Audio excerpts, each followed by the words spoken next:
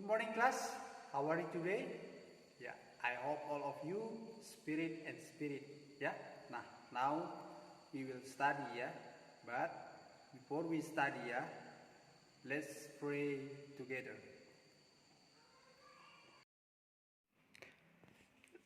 Let's pray together. Dear God, we thank you for this new day. Help us to embrace, study, and understand what we are about to learn today. Help us to enjoy the lesson we go to. Amen.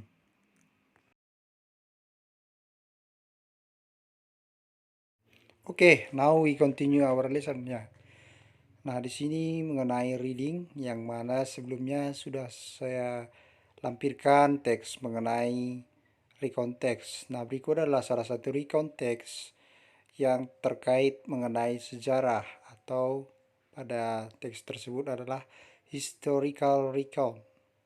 Nah, di teks ini bisa kita perhatikan, ya, as you know, on every 10 November, we all celebrate Heroes Day. Why do you think the Heroes Day took that special date to commemorate our heroes' grand feats? Nah, maksudnya di sini, seperti yang kita ketahui bahwasanya pada tanggal 10 November adalah kita memperingati Hari Pahlawan. Nah, yang menjadi pertanyaan, apa hari spesialnya di tanggal itu? Tentunya ada sejarahnya. Di sini adalah full English yang historikalnya atau sejarahnya terkait tanggal 10 November. Tapi akan lebih mudahnya kita pahami dulu dia secara bahasa Indonesia yang akan saya lampirkan agar mudah dipahami, ya. Oke, baik adik-adik, mari kita simak historical recount yang mana di sini teks ini menceritakan kisah sejarah dengan tujuan memberikan pengetahuan sekaligus memberikan pemahaman kepada pembaca kaitannya dengan sejarah. Ya, baik, inilah ya tadi yang saya maksud terjemahannya. Kita lihat dan kita ingat kembali di generic of recount text itu adalah orientation, event, dan reorientation, ya. Di sini kita ambil orientationnya on November atau di paragraf pertama.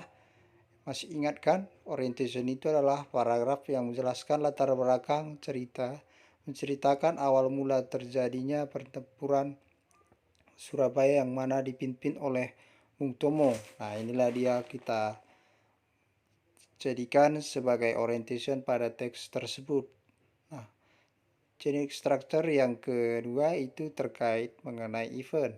Event adalah kejadian atau peristiwa aktivitas yang terjadinya di sejarah The Battle of Surabaya.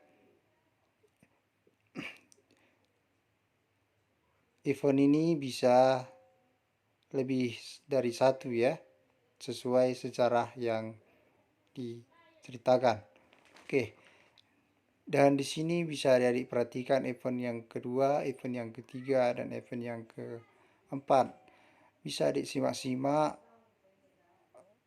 event pertama, kedua, ketiga, dan keempat sudah jelas di sini dibuat bagiannya masing-masing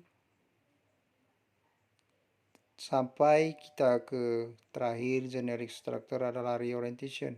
Di reorientation masih ingat kan apa reorientation? Itu adalah bagian akhir dari cerita atau dijadikan juga sebagai kesimpulan. Yang mana di sini pertempuran Surabaya menjadi tonggak sejarah untuk revolusi kemerdekaan. Nah, mari simak kembali, ya. Jadi agar lebih paham. Nah, ini berikut adalah terjemahan atau cerita dari paragraf terakhir. Nah, jadi ada pertanyaan tadi, kenapa ada spesialnya di tanggal 10? Tentunya karena dari sejarah The Battle of Surabaya. Oke, kelas. Nah, tadi sudah kalian perhatikan materi penjelasan yang dijelaskan. Nah, saya diulang-ulang. Jika ada nanti yang kurang paham, boleh ditanya sama Sir ya. Oke, nah maka dari itu untuk menguji kemampuan dan saya ingin tahu kalian paham atau bagaimana, kerjakan nanti yang saya lampirkan tugasnya ya. Oke.